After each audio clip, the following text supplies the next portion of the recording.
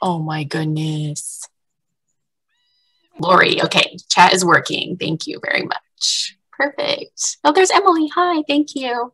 Okay, so I think that's almost everybody from the weight room and who we were kind of expecting who signed up. So let's go ahead and get started.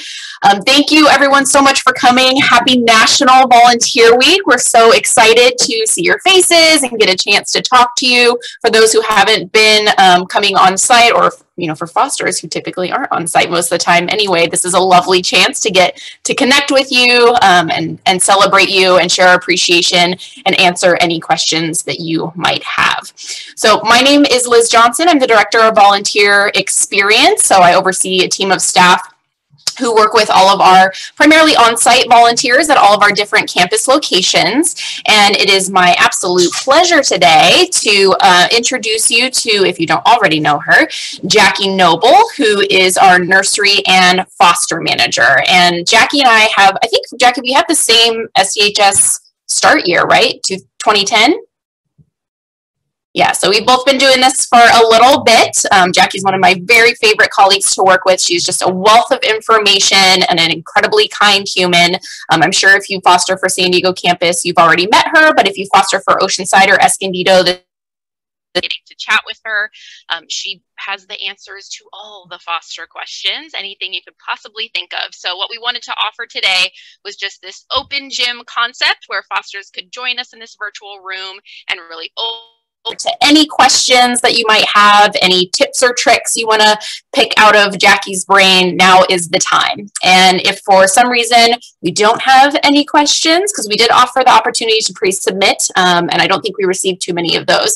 So I have a couple of backup topics just in case.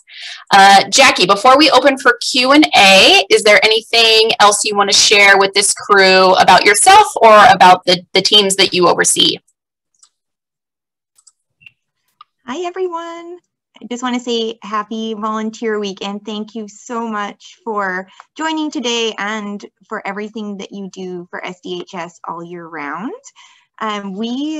Our foster program is growing and growing, and we couldn't help the number of animals that we do without your help. So by having animals in your home, you help us do our special thing here on campus with the animals that need extra attention. So thank you for everything you do for us. A little bit about me. Liz shared I did start back in 2010, and I was hired as a part-time nursery caregiver at our kitten nursery.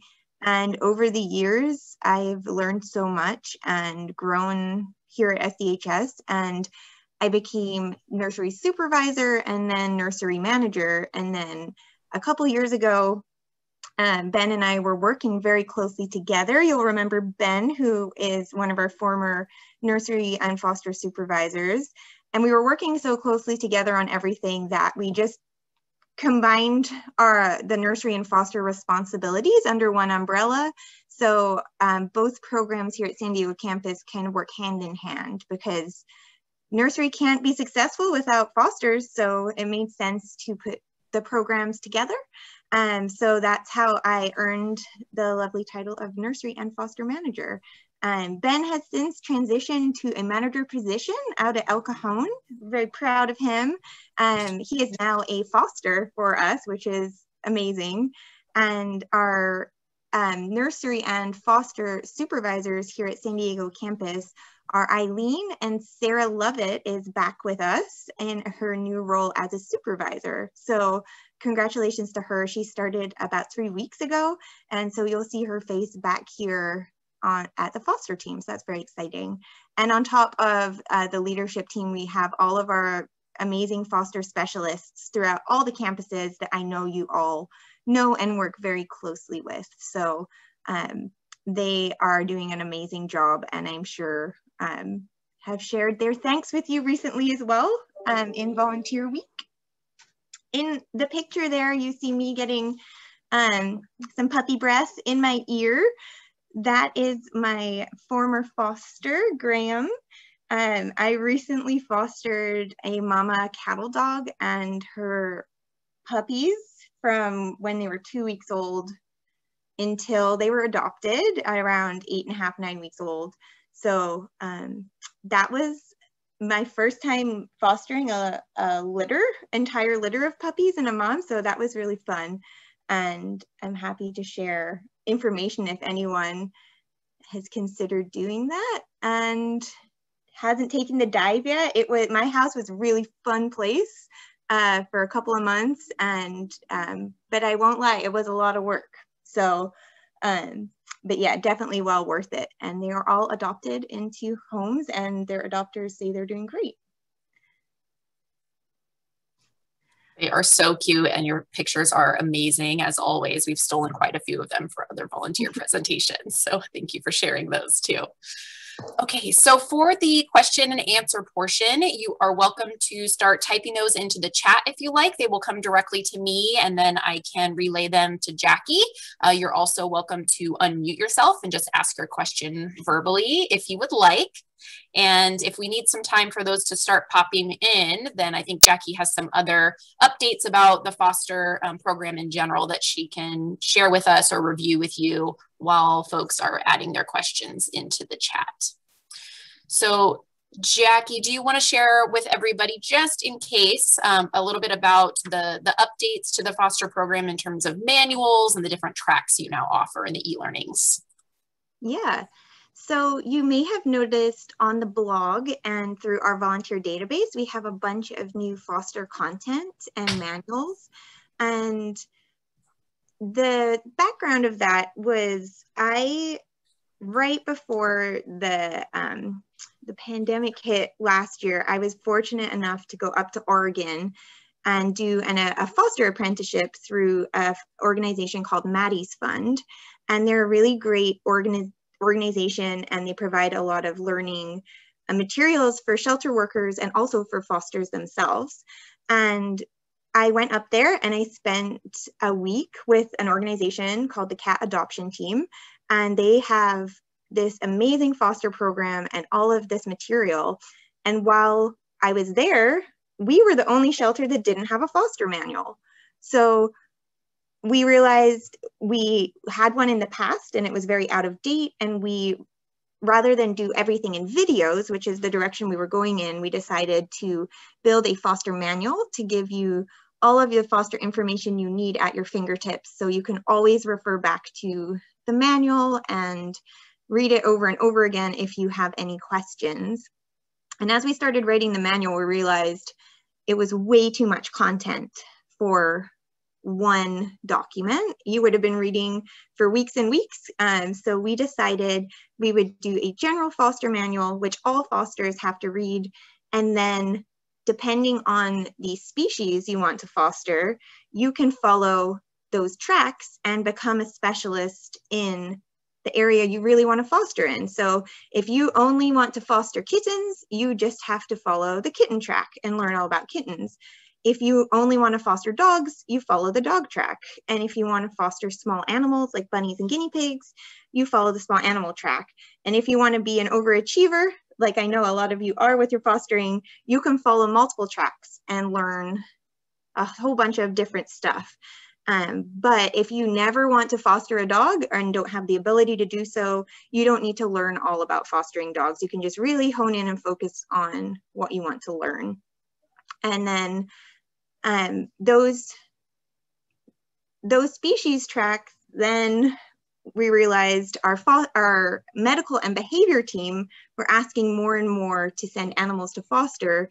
So they helped create those really specialty tracks. So the medical track is live and the behavior track is coming up very soon. So if you've been seeing all of these manuals and wondering where it all came from, it really is just to give you all the information you need in one place, so you're able to refer back to it, and that frees up our foster team's time to really focus on getting more animals into foster homes and answering the more difficult questions and health concerns versus answering the same basic question over and over. That's all now in the manual.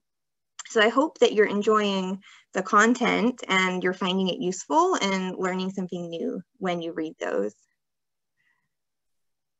Perfect. And that actually kind of leads into one of the questions we're receiving in the chat from Kathy. And Kathy, I'll go ahead and send you links to the manual and the e-learning that Jackie was just referencing. So you'll have all that information. But basically, Kathy was saying that she has been on our list as an approved foster for a little while, but hasn't actually had her first assignment yet. So now that you've shared about the process of reading the manuals and completing the e-learning quizzes to get started, what would be the next step in order to actually get a foster animal into the home? So if you're familiar with our foster blog, you will find most of our assignments are posted there. So what we do is internally here at the shelter, we have people from all the campuses identify animals that would be really good foster candidates. And the foster team has a list that they pull every day. And when an animal is in need, they share the information about that animal on our foster blog with all of you, with a form where you can say, I'm interested. The reason for the form generally is to cut down on the email influx we were getting, because we would post a litter of kittens and we would get 100 emails about the kittens. So by converting that into a Google form, we're able to make sure the foster team's inbox is not overwhelmed. Oceanside and San Diego campus are currently using these forms, and Escondido is able to handle the emails that come in because they're a little bit of a smaller campus. So they're still, the instructions in their blog posts are still to email them directly. But for San Diego and Oceanside, you would fill out a form and then we would select qualified fosters from the form. So if you fill out the form and you don't have your foster qualifications, you probably have received an email from the foster team asking you to complete those before you take on your assignment. And that's just to make sure everyone has the same training standards and you have the information you need before you take an animal. So if you are not familiar with our foster blog, it's definitely an area you want to check out and really look at those different assignments that we have. Right now we have a bunch of behavior dogs posted on the foster blog. If you are interested in fostering small pets like rats and hamsters and rabbits, we have a need for that at every single campus right now. And we also recently did a plea for bottle baby fosters and we got a huge response. So we're working through training more fosters how to bottle feed. We trained 5 new people yesterday and we're training 4 more today. And then we have more lined up throughout the week as well. So if you're not on the foster blog, definitely check that out. And that's where you'll see your assignments right now. Perfect. And someone asked as a follow-up to that, if it would be possible to post the e-learning instructions on the actual foster blog, that it might be easier to reference or to get to. So if those aren't already on there, I can work with Jackie to figure out a way to create a separate page that kind of has all the same instructions that we sent out via email. You will still have to access the actual e-learnings within Volunteer Impact. So it'll still direct you to the My Impact page to log in, but we can certainly get those instructions on the foster blog if they're not already there. Another follow-up question to that same topic, we had someone mention that they have done all the e-learnings and they are subscribed to the foster blog and they have submitted expressions of interest forms when certain assignments go up, but they haven't lucked out yet at being chosen. And my guess would be that that's probably for kittens and maybe specifically weaned kittens. So Jackie, maybe you want to talk a little bit about when those kittens are typically ready for foster and the number of those types of assignments versus fosters interested in them, etc. So yeah, the weaned kittens are the most popular kitten assignments that we have because you can still sleep overnight. You don't need to do those round-the-clock feedings. You don't need to stimulate the babies to go to the bathroom, so they're using the litter box. So as you can imagine, there are so many fosters that are eager to take on that age of kittens. And due to the time of year, we are only just seeing that age come in because kitten season started a few weeks ago. So we're getting in the teeny tinies right now, and we're only just starting to see those older babies come in. So we posted on the blog for weaned people that wanted to take weaned kittens the other day, and we got about 100 responses. So we are slowly working through that list as the kittens become available. And if you submitted an interest, we will work down that list and we will send you some. In the meantime, if it was for another animal, for example, if it was for a behavior dog or a behavior cat, the behavior team does screen those responses because they really have to make a match based off the home environment. For example, if a behavior dog needed a yard, we would be seeking people that had a yard for that particular assignment. And the same if it was a very unique medical case, that medical team has requested the animal goes to a very specific home. Those are really the only situations where we're picking and choosing the best fit. Otherwise, we're going on just working our way down that list. So if you're on the list, your time will come very soon because we are starting to see a lot of those older kittens come in. Oh, Liz, you're muted. Thank you. While we wait for potentially more questions to come in through the chat, I'm going to go ahead and pull up a couple other topics that Jackie might want to share some updates with us about. Oh, that's another one of my foster puppers. That's Piper. She was my, I know we're not supposed to have favorites, but she was my favorite. So my friend who formerly worked here ended up adopting Piper. So I do get fun updates about her, but she was a very fun dog, and she had a cool personality. So anyway, that's just reminiscing about my cute foster right there. So very recently, we posted it was in our volunteer newsletter that came out about classroom fosters.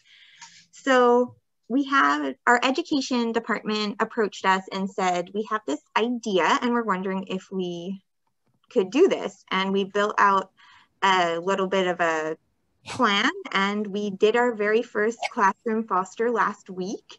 So a classroom foster is a foster that goes home with someone that's a teacher, and the teacher is then responsible for caring for that animal in their classroom and then taking them home on the weekend. So it's kind of like that old school class pet that you might have had while you were at school, but instead of getting them from a pet store or something like that, it's a shelter animal that is looking for a home, and the kids can learn all about how to care for the animal, all about adoption and being responsible with animals. And it's a really cool new thing that we're doing. So if you are a teacher or know a teacher that you think would really like to do this, you can check out there is a section on the blog that talks about classroom fosters, and our education team is the one that's leading that conversation initially. And the animals that we're sending into classrooms are typically the small pets. So I believe we sent 2 rats to our first classroom foster, and we would potentially send hamsters or guinea pigs, and we may work up to rabbits and potentially even kittens at some point, but for now we're focusing on those small pets. So if you're a teacher or know a teacher, you let us know, and if this is something you think the kids in their class would like. And even if you're virtually teaching, you can teach virtually with the animals from your home as well. Thank you, Jackie, for that update. We did receive a couple more questions kind of back related to kittens, or cats at least. So one of them is a question about someone who had, I guess it's about dogs too. Someone who has 3 resident cats, but is considering fostering a dog or a puppy, but they're concerned about whether or not that dog or puppy will get along with their resident cats. And so they were kind of asking us if we do dog to cat introductions or testing ahead of time, and if not, how should they go about setting up their home environment to make that as successful an assignment as possible. So way back in the day, when Liz and I first started, we were doing assessments on all of our dogs to test them with cats. and it's not something that's recommended in the shelter world anymore, because you don't really get a realistic impression of what the animal will do in the real world here in the shelter. So we don't typically do test our dogs to see how they do with cats.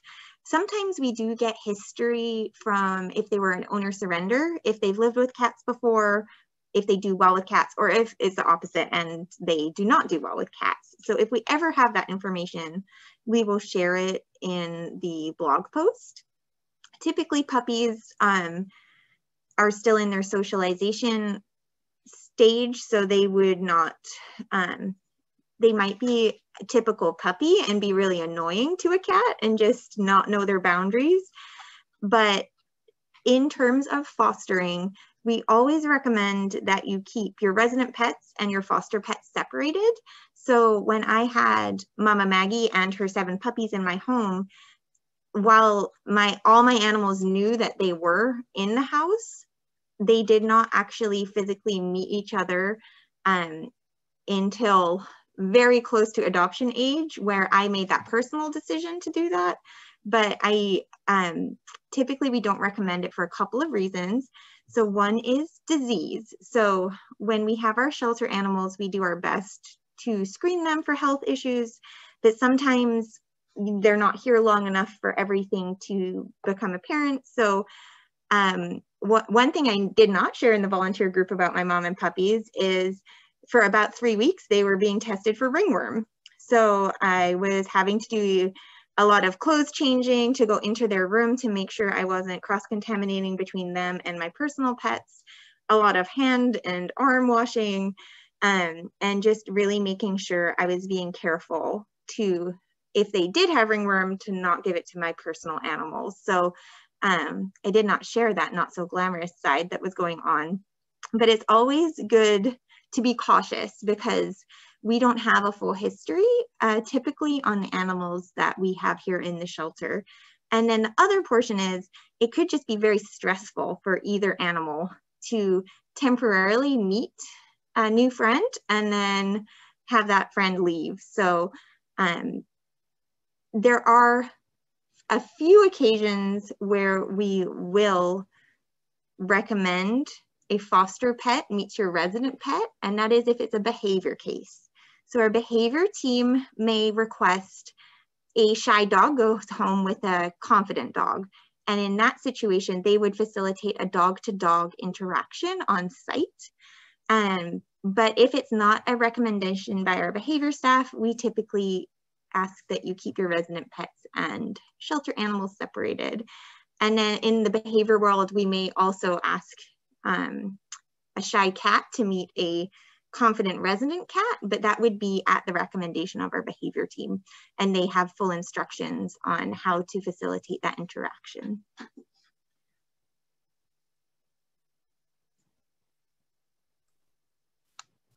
Thank you. We received 2 questions from Susan Van Veen. They're both really good. The first one is, some adult cats have been in the shelter for what seems like a while, but they haven't made it to the foster blog yet. Is it okay to reach out to the foster team directly to inquire about fostering a specific adult cat?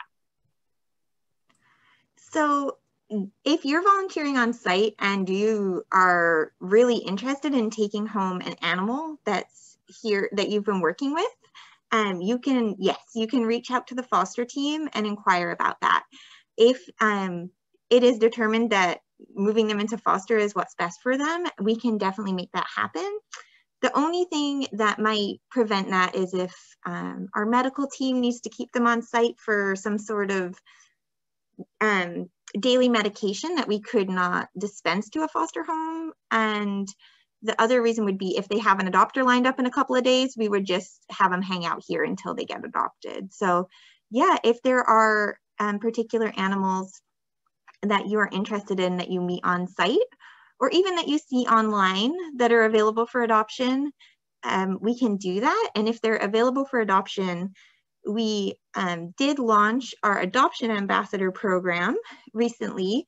We're currently working through some improvements to that program, and once we have those made, we will be relaunching that on the blog. So if it's an available animal and you want to help them find a home, that's even better. Awesome. The second question was regarding the kitten professional development courses. So maybe recap for those who weren't fostering at the time what those were. And then since we weren't able to complete them with the start of COVID, what we decided to do for those who were trying to save up the punches on those cards. So I think it was 2018. All my years are mixing together. I believe it was 2018. Correct me if I'm wrong. We launched what we called professional development classes, and we had a session once a month throughout kitten season to teach fosters about a fun kitten or cat related topic. So, well, I say fun. One of the topics was diarrhea, so maybe not fun, but educational.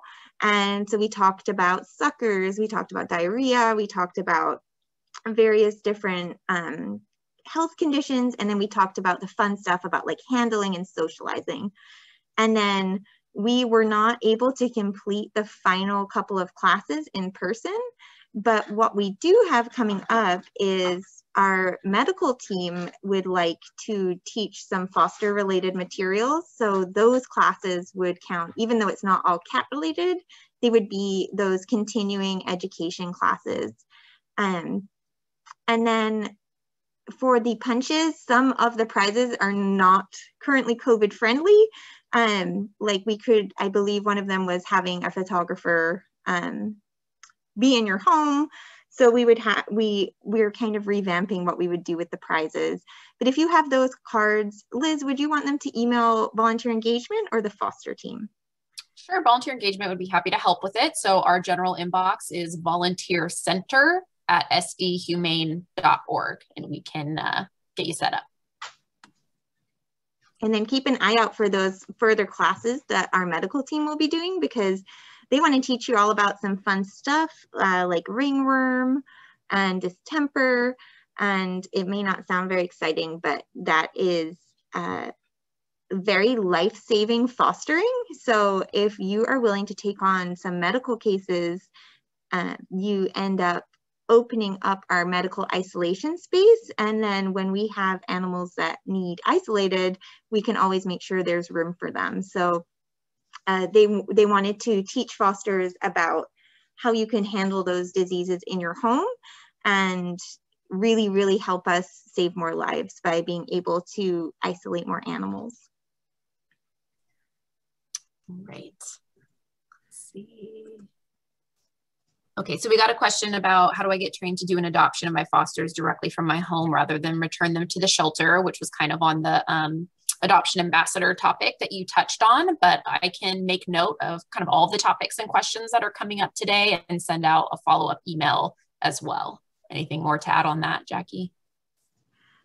I think that when we do our improvements to the adoption ambassador track that we created, we should do potentially one of the professional development classes just about adoption ambassador, because I did that with my dog, the foster puppies and dog that I had, and it was a really great experience for me. So once we have recently learned that our adoption software has a fostering module, and it has some very exciting content on there that would make the adoption ambassador foster program go a lot smoother. So we're currently looking into that program and working with them to build that out. And once we do, we'll have updated training. And the biggest thing with the adoption ambassador program right now is the fosters that have done it can share. They're getting a ton of emails that they have to respond to, and it's mostly emails to let people know that their animal's been adopted and they're no longer available. So what this does is this has an auto response, and it would mean that you don't have to send all those emails. It would just be automatically done, which would be amazing and save fosters a ton of time. So we're fingers crossed that this will work out, and then we'll relaunch the training and probably do a mini session like this to teach people all about Adoption Ambassador. Right, and then I just have a couple of quick answers from to follow up on some other topics we discussed. One of them was back on the topic of the expression of interest form and not being selected for that particular assignment. They were suggesting that maybe it would be possible to at least respond to everyone that expressed interest and let them know that someone had been selected. So what we try to do, and correct me if I'm wrong, Jackie, but what we try to do is at least update the post on the blog to say that a foster has been found. Unfortunately, the team is so busy, especially during the height of baby season, that they can't email every single person who expresses interest, but they do try to get that form updated. And then Jackie and I are also researching potentially ways to better utilize volunteer impact to be able to post animals that are in need of foster and be able to more quickly communicate out when a foster has been chosen and notify those who have not been chosen. And if anyone has any additional questions on that particular topic, please feel free to reach out to Volunteer Engagement, Volunteer Center at sdhumane.org. And I'm happy to look into the details of your particular case and try to make some suggestions for you on that. And then another quick question we got, not necessarily related to fostering, was when will SDHS be open to the public again?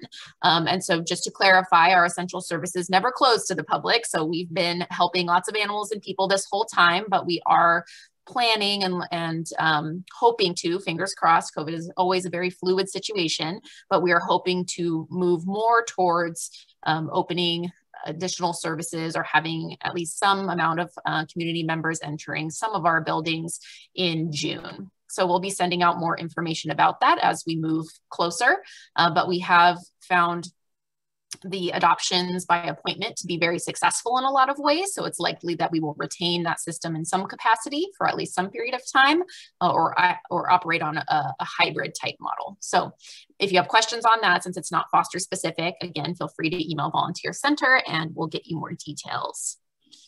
Okay, getting another question in the chat.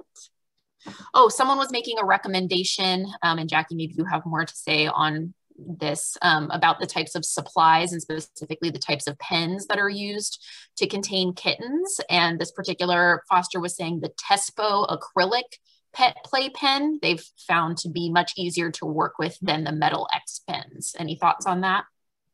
Yes, I agree. The challenge obviously for us is longevity and durability of supplies. So we had a couple of the Tespo playpens, and they came back to us in not very good shape because, you know, a puppy can chew through that pretty easily, and just through the process of transporting them in people's vehicles, they would get warped and bent and then would not go back together. They are not the cheapest supply. So the metal X pens have lasted us, you know, a decade, and whereas these other play pens would potentially only last us 3 or 4 assignments and not even a whole year. So in terms of our spending of our shelter funds, we have to really consider how to spend those donor dollars very wisely for supplies that will last a very long time. But if it is a supply that you find beneficial and you are able to purchase yourself, we would really encourage you to do so, because if you're taking care of it well and not having to transport it, chances are it will last you much longer than it would last us here at the shelter. And the same goes for like the fabric pop-up playpens. They're like a hexagon shape. They're usually we only get a few uses out of them before we have to toss them because they get, you know, kitten urine in them and we're unable to clean them effectively. But if you would like to utilize those and have that supply at home and are able to purchase it, we always appreciate fosters that are able to help us out and purchase their own playpen. But yes, I agree. I love those and I think they're great. And I don't personally have one to foster with, but if I was consistently taking in kittens, that would be probably my first choice as well. And I don't know if we have a link to it in our foster manual, but I know kittenlady.org, she has a link to it on her page if you're interested in looking at purchasing one. They do go out of stock pretty often, so you might have to save it and watch it on Amazon to see when it comes back into stock. But yes, they are great, and I agree.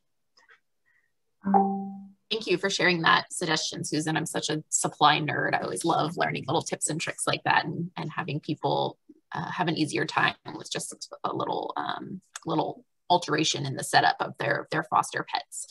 So we did get a follow-up question to the conversation around the safety of resident pets with foster pets. And this one is about the vaccinations for the foster animals prior to coming into the foster's home. So they would like to know if all of the animals are vaccinated, to what extent, with what vaccines, and then maybe as an add-on to that, you can touch on the importance of having resident pets vaccinated.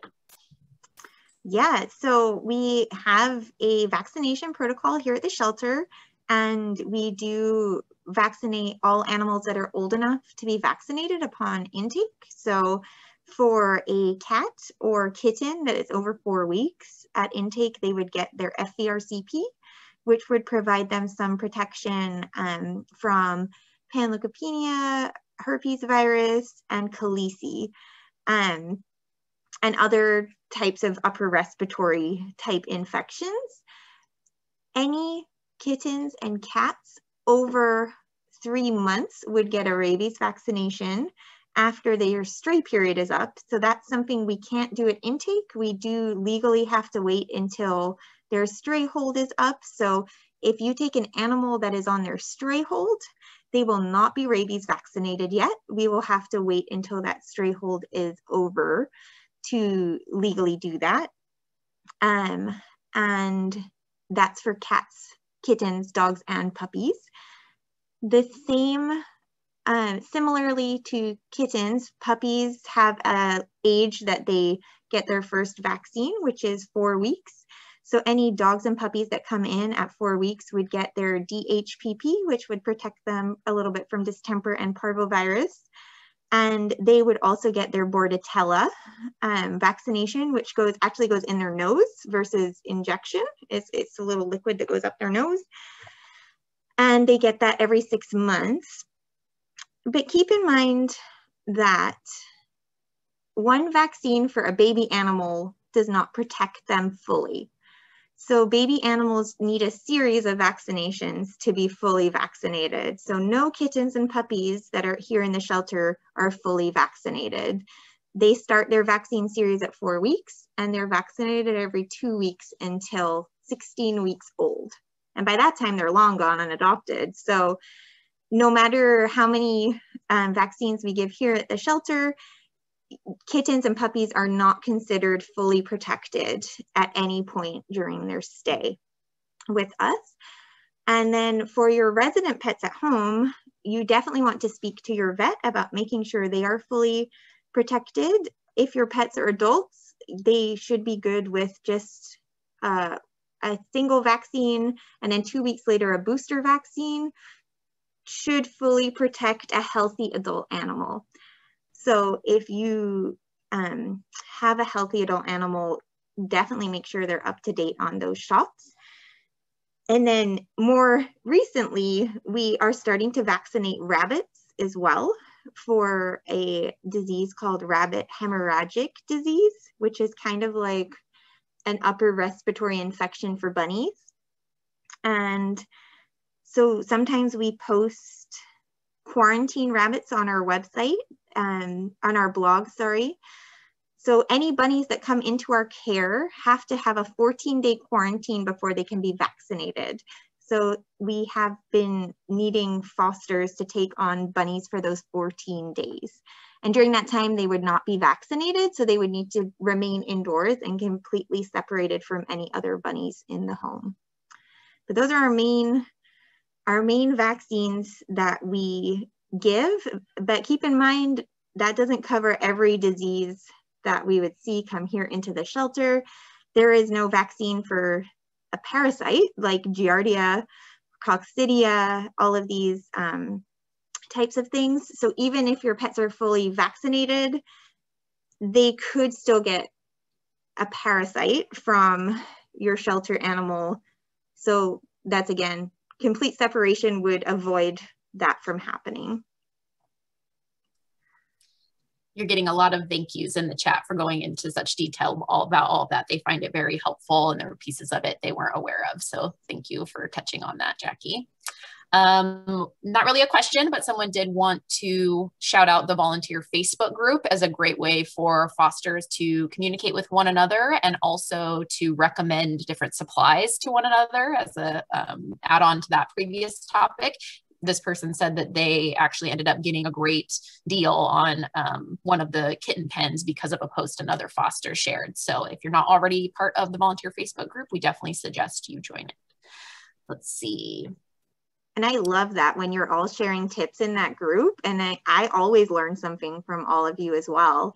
When I was fostering the mama dog and puppies, I ended up getting a really great camera to have in the room to keep an eye on them when I wasn't home for about $30, this amazing little camera. And it gave me so much peace of mind when I went out to check in on them and make sure they were okay. So yeah, any tips you have, just post them in that group. It's really awesome to see those interactions in there. Someone said, what camera is that? Do you happen to remember? It's the Wise camera. It's just a little wall mounted like camera. And yeah, any of those ones are great. And it was so cheap and so good. All right. And then someone said, this is an interesting question. Do you allow tours for foster parents of the campus facilities? And if not, is that something that you would consider making available? And of course, I would assume that would be post-COVID restrictions.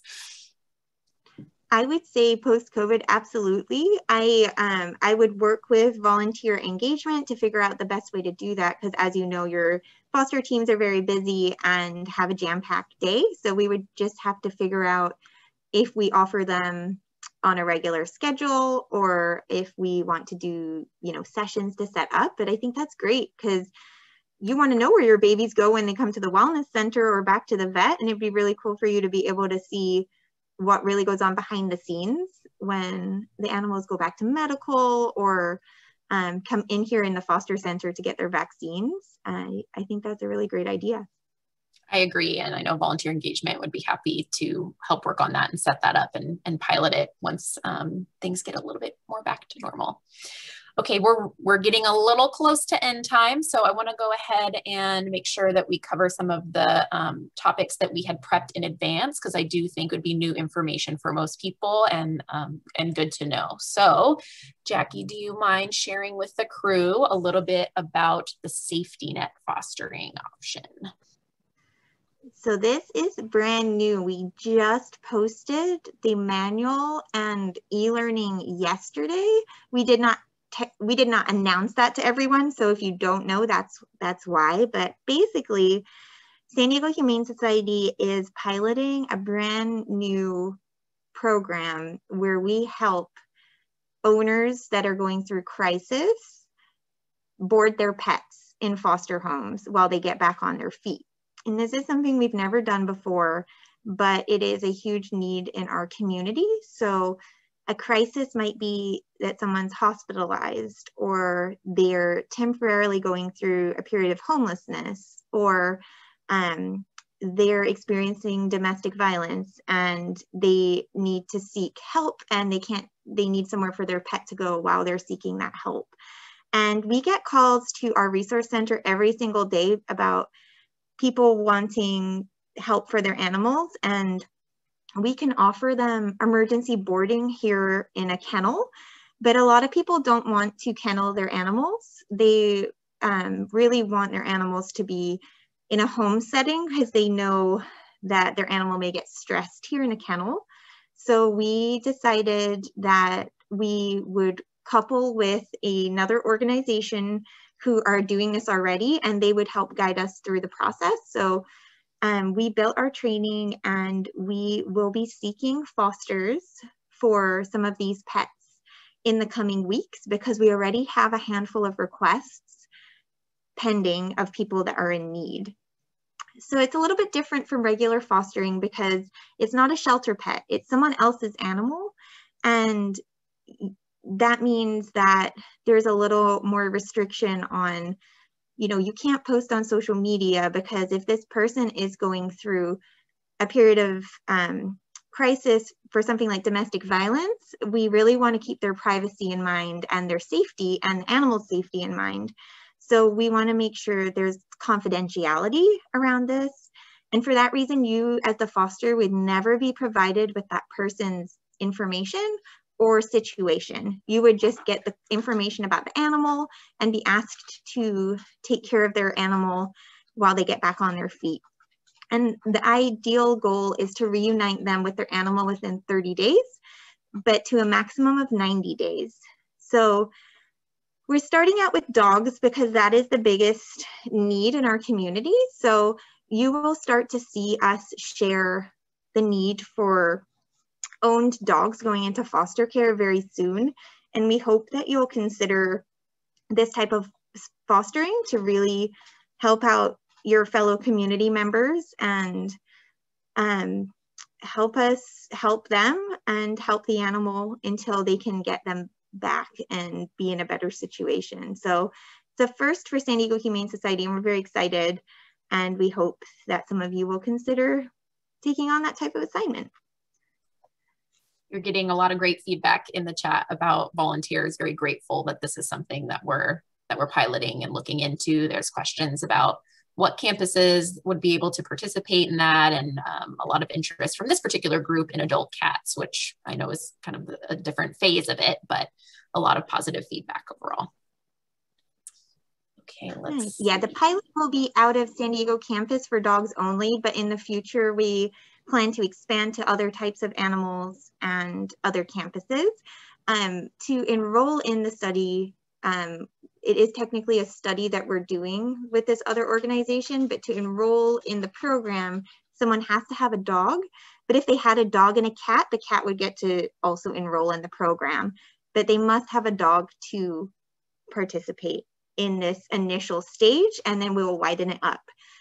Probably by August to October later this year, we hope to be more open to other types of animals too. And for those who are expressing interest, are you wanting to compile any type of interest list now, or you'll just have them stand by and we'll send out additional communication when we're ready to expand?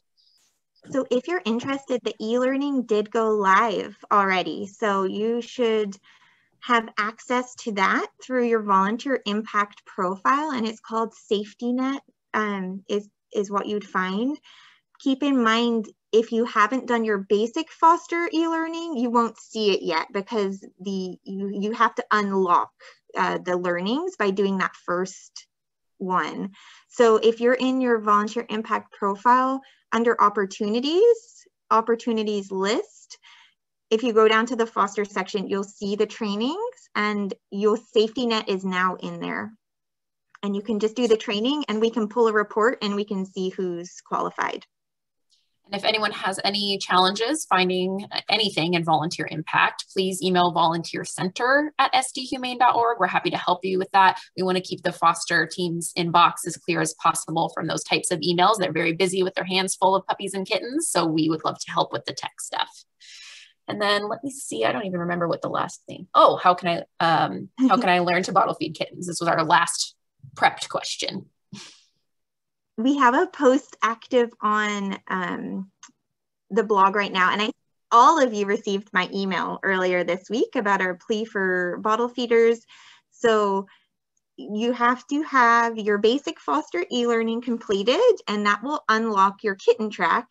And once you've done those things, you can fill out our interest form, and we are working through that list as well. Like I said, we had 5 new people learn yesterday, and we have 4 more today. So we actually got a huge response for bottle feeder interest as well. So if you did reply and you haven't heard back yet, we are working through that list. But we want to teach you all how to bottle feed kittens.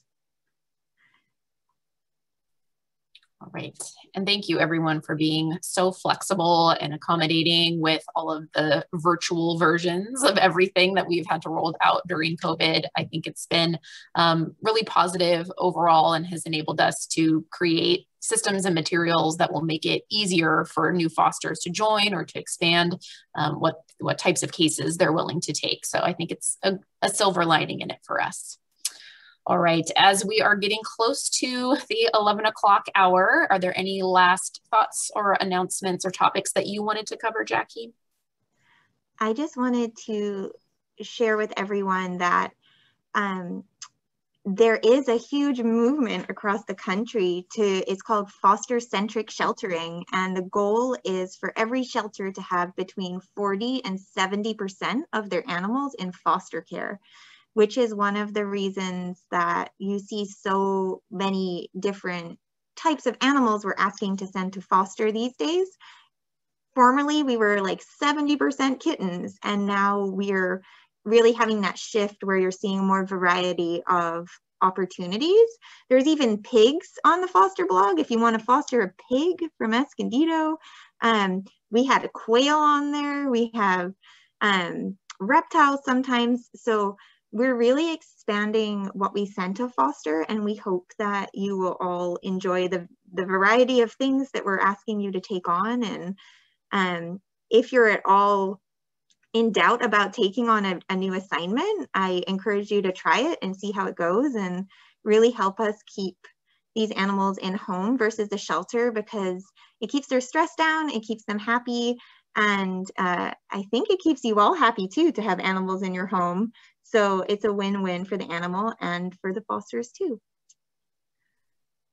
Thank you, Jackie. You are getting many thank yous in the chat. And one foster said that this Q&A, and you in particular, Jackie, must be a good luck charm because their foster kitten latched on the bottle for the first time during this session. Yay! So thank you all again so much for attending today's session. It was lovely to connect with all of you, especially during this very special week where we get to take time out of everybody's busy day to make sure that we're sharing our appreciation and our gratitude for all that you do.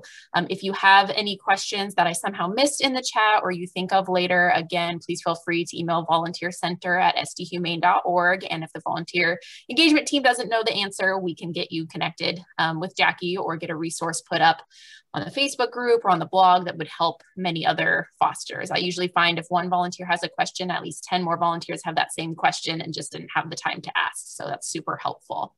Thank you, Jackie, as always, for doing this and being willing to connect with your team and help share tips and tricks. I know they love seeing you, and we all look forward to when we can do this type of thing in person again. All right. And thank you, everyone, and happy Volunteer Week. Yes, happy Volunteer Week. Thank you, everyone. Bye-bye.